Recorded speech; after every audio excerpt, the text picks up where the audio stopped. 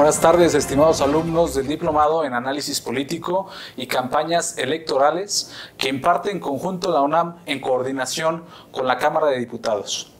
Me permito presentarme con todos ustedes, alumnos de la versión en línea y de la versión presencial de este programa académico. Mi nombre es Rodrigo Campo, estaré a cargo del módulo número 5 del Diplomado. Soy politólogo de profesión por el ITAM y actualmente me dedico a la consultoría política en distintos ámbitos del sector público, por supuesto, tanto en la actividad electoral así como de gobierno. Actualmente coordino el diplomado en instituciones y procedimientos electorales que impartimos en el ITAM y he tenido la oportunidad de participar en distintos foros de debate y análisis político. Les proporciono mi correo electrónico para que cualquiera de ustedes que tenga alguna duda me pueda contactar a lo largo de este módulo. Apunten, por favor, rodrigo.ocampo@itam.mx. Repito, rodrigo.ocampo@itam.mx. Bien, vamos a empezar por recapitular de qué tratará este módulo para que procuremos mantenernos en la medida de lo posible apegados a los objetivos del temario que ustedes, según entiendo, ya conocen. Como saben, este módulo número 5 lleva el título de Campañas Etapa Postelectoral. En él se estarán trabajando distintos temas como lo son la valoración del desempeño institucional y político del INE y de los OPLES, la valoración del desempeño institucional del Tribunal Electoral del Poder Judicial de la Federación, de los tribunales estatales y de la FEPADE, así como los resultados electorales y la nueva conformación del mapa político electoral de México. También analizaremos la actual legislatura y las agendas potenciales que definen la ruta hacia el 2018. También el sistema de medios de impugnación en materia electoral, el Tribunal Electoral del Poder Judicial de la Federación, los elementos clave de la litis electoral, la judicialización electoral como factor clave para la legitimidad de los candidatos y las campañas. En este sentido, mi colaboración será hasta antes de empezar la parte de justicia electoral. Sin embargo, ya a través de la plataforma les hicieron llegar algunos materiales de lectura previa de este módulo, los cuales describiré brevemente a continuación. Muchas gracias y estemos en contacto. Bien, como comentábamos, el primer tema que vamos a abordar en este diplomado, en esta parte del diplomado que es el módulo 5, es la valoración del desempeño institucional y político del INE y de los OPLES. ¿Qué vamos a ver en esta sección en particular? Vamos a revisar un poco de seguramente ustedes ya revisaron lo que es el proceso electoral en el módulo 4. Entonces vamos a ver cuál es la evaluación del desempeño del INE y de los organismos públicos locales electorales, o sea, los institutos electorales locales, en la función electoral. Particularmente vamos a evaluar el proceso electoral de 2017. Como ustedes saben, tuvimos elecciones en Oaxaca, Estado de México y Nayarit, además de las alcaldías de Veracruz. Entonces vamos a revisar cuál fue el papel que jugó ahí el INE, cuál fue el papel que jugaron los institutos públicos locales electorales y también vamos a revisar, por lo tanto, todas las áreas que correspondían a sus competencias o facultades. ¿A qué me refiero? En el caso del INE me gustaría profundizar mucho en la parte de fiscalización porque es un tema que ha venido creciendo como un tema nuevo que aún no termina de ser del todo dominado y que proviene de la reforma electoral de 2013-2014 que también espero ya la hayan revisado y si no, si me van escribiendo cualquier duda de temas que yo vaya dando por sentados, yo puedo ir incluyendo algún tipo de material o información previa para que todos partamos del mismo concepto. Entonces, en el caso de fiscalización vamos a revisar cifras específicas, vamos a revisar topes de campaña, vamos a revisar también todas estas polémicas que se dieron posteriores a la elección, principalmente en el caso de Coahuila, que era muy probable que llevara a la anulación de la elección y todos los panistas pues de alguna manera estaban a la expectativa, panistas, priistas, principalmente a la expectativa de lo que decidiera el INE en su momento con los dictámenes y posteriormente el tribunal como última instancia o autoridad en este caso. Vamos a revisar también cómo se desempeñaron en este proceso electoral y, por supuesto, la perspectiva de desempeño de la conformación actual del Tribunal Electoral del Poder Judicial de la Federación. Me refiero específicamente a la Sala Superior, que está prácticamente recién conformada. Recordemos que el año pasado hubo esta reforma que le denominaron como Fast Track, que de alguna manera hizo que se aprobara de manera muy ágil el nombramiento de algunos de los magistrados que hoy en día conforman la Sala Superior, así como su duración en estos cargos. Vamos a revisar también qué papel han jugado los tribunales electorales de los estados. Recordemos que son una instancia o son la primera instancia para de alguna manera resolver controversias electorales en los procesos electorales locales. Sin embargo, en la práctica, y hay que decirlo con todas las letras, todo mundo en elecciones pues trata de llevar todo al Tribunal Electoral del Poder Judicial de la Federación, y esto aún más allá de la sala regional, llevarlo hasta la sala superior. Entonces vamos a ver cuál es el papel real que han jugado estos actores en las elecciones. Y otro tema muy importante, otra institución que tiene que ver mucho con esto, es la FEPADE. Vamos a ver cuál ha sido su papel. Sabemos que hoy la comanda Santiago Nieto. Vamos a ver de qué manera está contribuyendo la FEPADE en estos procesos electorales. Vamos a ver el alcance de su capacidad de actuación, de su capacidad de identificar delitos electorales, y mejor aún su capacidad de sancionarlos, no solamente de identificarlos y señalarlos, sino también la capacidad de sancionarlos conforme a la ley. En este sentido, posteriormente, después de analizar esto que es como el funcionamiento del marco institucional que nos dejó la última reforma electoral, vamos a revisar un poquito de cifras de los resultados electorales y de la nueva conformación del mapa político electoral. ¿Por qué es importante esto? Porque ya en este momento se están configurando todos los escenarios rumbo a 2018. Estamos ya en el mes de septiembre. Faltan pocos meses para la elección. Ya se inició el proceso electoral rumbo a la presidencia de la República el pasado 8 de septiembre. Ya se emitió también la convocatoria para las candidaturas independientes en el ámbito federal y en los ámbitos locales, con sus respectivos calendarios, plazos y términos, requisitos. Y esto ya está de alguna manera pues empezando a disponer el escenario en el cual se va a jugar. Es decir, estamos estableciendo ya la cancha en la cual se va a jugar la elección presidencial de 2018, así como más de 3,000 cargos que se van a estar jugando. Déjenme decirles con un poco más de precisión cuántos cargos vamos a estar jugando o eligiendo en el próximo proceso electoral de 2018, para que lo tengamos presente y sepamos de qué magnitud va a ser este gran reto al cual nos vamos a enfrentar como ciudadanos, como profesionales del ámbito electoral. Es importante que lo tengamos muy claro y no lo perdamos de vista. Miren, en este caso voy a tratar de que aparezca en pantalla esta tabla que a continuación les voy a mencionar, pero tenemos un total de 3,406 cargos que se van a elegir. Es la elección en México más grande en la historia de la vida electoral contemporánea, como la conocemos hoy, digamos, en el estado de la democracia que hoy tenemos. Se eligen 8 gobernadores, un jefe de gobierno de la Ciudad de México, se eligen 585 diputados de mayoría relativa en los congresos locales, 387 se van a asignar por el método de representación proporcional de acuerdo a las leyes electorales de los estados.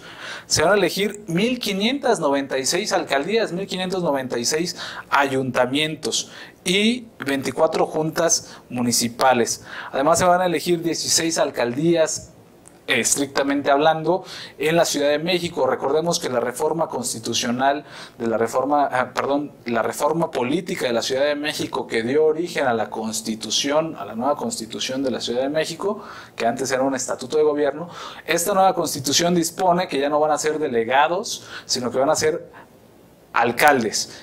Cada una de las 16 demarcaciones territoriales en la Ciudad de México van a elegir a sus alcaldes.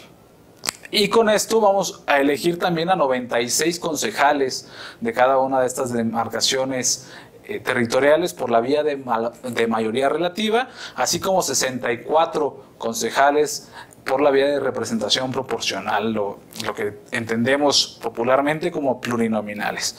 En el caso de la elección federal, vamos a elegir, por supuesto, el presidente de la República, a 300 diputados del Congreso de mayoría relativa, a 200 diputados a través de las 5 circunscripciones del sistema de de representación proporcional, y a 64 senadores de mayoría relativa, 32 senadores de representación proporcional y 32 senadores de primera minoría, o sea, básicamente la fórmula del segundo lugar. Esto da un total de 629 cargos en la elección federal. En este caso también, lo que vale la pena, voy a tratar de que les aparezca en pantalla el mapa de cómo prácticamente todo el país se colorea en elecciones de distintos tipos. Y bueno, también me gustaría revisar con ustedes en este proceso muy rápidamente cómo es la fórmula de asignación de representación proporcional para que todos la podamos entender, porque es algo de lo cual todo el mundo hablamos, de los diputados plurinominales, pero muy pocas veces nos detenemos a entender cuál es el proceso en que se asignan estas diputaciones federales. Posteriormente vamos a revisar también la legislatura actual del Congreso Federal. Recordemos que es la segunda legislatura que acompaña al presidente Peña Nieto en el caso de la Cámara de Diputados, y en el caso de los senadores pues han sido los mismos que elegimos también en 2002. Vamos a revisar cuáles son las agendas potenciales, de qué se va a hablar en la Cámara de Diputados, de qué se va a hablar en la Cámara de Senadores en los próximos meses, y cómo esto va a ir teniendo una incidencia inmediata en cada uno de los procesos electorales, tanto locales como federales, que vamos a estar viviendo. Esto, por supuesto, parte de lo que hoy en día se está discutiendo ya en el Congreso, que es la ley de ingresos del gobierno federal y el presupuesto, el PEF, o el proyecto del PEF, el proyecto de egresos de la Federación. Y esto, pues, de alguna manera también va a incidir, porque muy seguramente, como cada 6 años, pues vamos a ver una intención de hacer un gasto mucho más ágil y mucho más focalizado con fines electorales. Por supuesto, también la oposición va a estar haciendo ahí un cabildeo fuerte para que esto no suceda, lo cual va a generar discusiones pues acaloradas.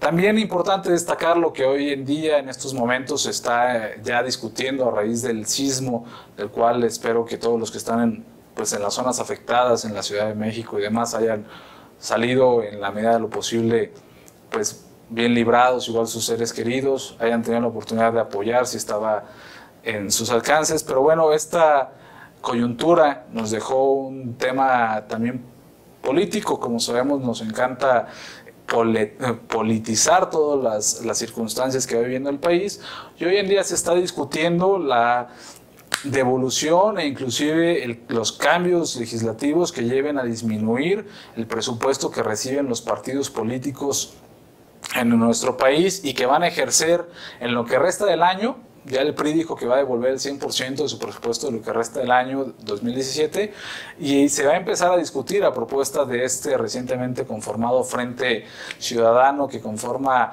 el PAN, el PRD y Movimiento Ciudadano. Se va a empezar a discutir la posibilidad de eliminar los más de 6,000 millones que recibirán los partidos políticos para campañas el próximo año. Y recordemos que esta cantidad tiene un símil similar, valga la redundancia, en el caso de los estados, es decir, la mayoría de los partidos que cuentan con registro local y que cuentan con registro nacional van a recibir una multiplicación por 2 de estos recursos. Es decir, si en el proceso federal están renunciando supuestamente a sus recursos, recordemos que hay una misma cantidad similar que se va a entregar a los partidos con registro local a través de los estados. Posteriormente, después de esto, será otro compañero dentro de la planta docente del diplomado quien revise con ustedes la parte de justicia electoral. Es muy importante saber cuál es el sistema de medios de impugnación en materia electoral, qué se puede, qué no se puede, cuáles son las instancias que atienden estos medios de impugnación, porque en materia electoral muchas veces hablamos de me voy a amparar. Bueno, el término como tal no es preciso en materia electoral, y así una serie de de circunstancias que tenemos que diferenciar del derecho en materia civil, en materia penal y en materia electoral. Vamos a revisar también específicamente los alcances o la estructura del Tribunal Electoral del Poder Judicial de la Federación y los elementos claves de la litis electoral, es decir, cuáles son algunas estrategias judiciales que permiten ganar algún tipo de respaldo por parte de los tribunales, qué podemos impugnar, qué medios de alguna manera o resoluciones o acuerdos de los institutos electorales, ya sea de los OPLES o del mismo INE, podemos de alguna manera impugnar, las distintas figuras, el juicio para la protección de los derechos del ciudadano y demás recursos que están vigentes y que permiten pues defender electoralmente los derechos de los ciudadanos. Hasta aquí, digamos, el recuento, un poco una breve reseña de qué es lo que vamos a estar revisando en este módulo número 5. A continuación, si me lo permiten, después de una ligerita pausa, vamos a revisar qué es el material que tienen ustedes ya en su carpeta para que podamos empezar a trabajar sobre él. Y despertarles un poco el interés para que sí lleguemos a las sesiones ya con los materiales previamente revisados. Bien, estimados alumnos, en esta última sección de este video introductorio vamos a revisar los materiales que cada uno de ustedes ya tiene a través de la plataforma por la cual se distribuyen. Si no me equivoco, deben tener dos archivos. Uno es la antología, como la han estado manejando dentro de cada uno de los módulos, y otro archivo es un archivo muy completo que el magistrado José Luis Vargas de la actual Sala Superior del Tribunal Electoral del Poder Judicial de la Federación elaboró para una presentación, nos hizo favor de facilitárnoslo para utilizarlo como recurso auxiliar en este diplomado. Vamos a revisar brevemente de qué manera está conformado la antología como tal. Primero empezamos por revisar un artículo de Juan Pablo Mirón, que es el INE y los OPLES. Un poco cuál es ese equilibrio que nos dejó la reforma político-electoral de 2013-2014. Vamos a revisar cuáles son algunas de sus competencias, sus tareas electorales, sus responsabilidades en cada una de las etapas del proceso electoral. Y posteriormente tenemos el siguiente artículo de Hugo Goñi, que fue aspirante a conformar también el actual Consejo General del INE. En la última etapa que se renovaron 3 de los consejeros, y en este caso Hugo nos comenta los retos del nuevo Consejo General del INE, y esto se refiere principalmente a cómo quedó conformado el Consejo General del INE después de la reforma. Como sabemos, ya hubo un relevo de 3 de los consejeros, y bueno, esto de alguna manera nos hace ver cuáles son los retos de esta conformación. Por otra parte, tenemos un artículo muy importante de nuestra compañera que tiene que ver mucho con temas de equidad de género. Se llama El diseño electoral importa, pero solo no alcanza. ¿Y qué revisamos aquí? Cómo hay una serie de normativas electorales que no necesariamente porque estén muy bien escritas y muy perfectas a nivel de la ley y de la LEGIPE y después de las leyes reglamentarias, a pesar de eso no logran ser suficientes para alcanzar algunos objetivos deseables en términos de participación ciudadana, y en este caso muy particularmente en temas de paridad de género. Por último, en estos artículos vamos a revisar, ¿estamos listos para un nuevo modelo de financiamiento a los partidos políticos? Esto a colación de lo que ya comentábamos, una discusión que se ha dado a lo largo de estos días después del sismo, de si se debería financiar todas las campañas con dinero público. Sabemos que hay una serie de razones por las cuales hoy en día es preponderantemente financiamiento público el que se utiliza en las campañas. Bueno, aquí vamos a analizar si estamos listos para darle un giro a esto, estamos listos para que participe más el sector privado, y esto tiene que ver con una serie de circunstancias que habría que revisarse, principalmente de temas de transparencia. ¿Para qué? Muchas veces cuando hablamos de disminuir el dinero público, lo primero que dice todo el mundo es, bueno, entonces los políticos los partidos políticos van a recurrir a dinero del narcotráfico o de fuentes ilícitas. Esto no necesariamente tiene que ser así. Como sabemos, el modelo americano en Estados Unidos, las elecciones son primordialmente financiadas por el sector privado y no necesariamente tienen que ser recursos que tengan que ver algo con alguna fuente ilícita. Después de este artículo, hay un paper de Francisco Guerrero que tiene que ver con esta transformación que tuvo del IFE al INE y cuáles son, digamos, estas perspectivas que dejó esta transformación de un sistema de alguna manera federalizado a un sistema nacionalizado en el que hay una serie de facultades adicionales para el INE, inclusive la facultad de atracción de procesos electorales locales cuando así lo amerita de acuerdo a la ley. Bueno, ¿cuáles son estas perspectivas que puede dejar esta reforma y cómo de alguna manera se han ido utilizando o no estas facultades o estos recursos? Finalmente, bueno, antes de finalizar, hay una parte que viene de la ENCívica, la Estrategia Nacional de Cultura Cívica del INE, y que nos pone un poquito en contexto en términos de población, desigualdad social y aprecio por la democracia en México. Esto únicamente como datos referenciales para entender qué momento está viviendo la democracia de nuestro país. Posteriormente viene un informe. Voy a tratar de que aparezcan al menos las portadas de cada uno de los artículos en pantalla ahorita con el equipo de edición. Pero viene un informe muy completo de la última elección de 2017, ya comentaba, de los estados de Coahuila, Nayarit, Estado de México y Veracruz en el caso de las alcaldías.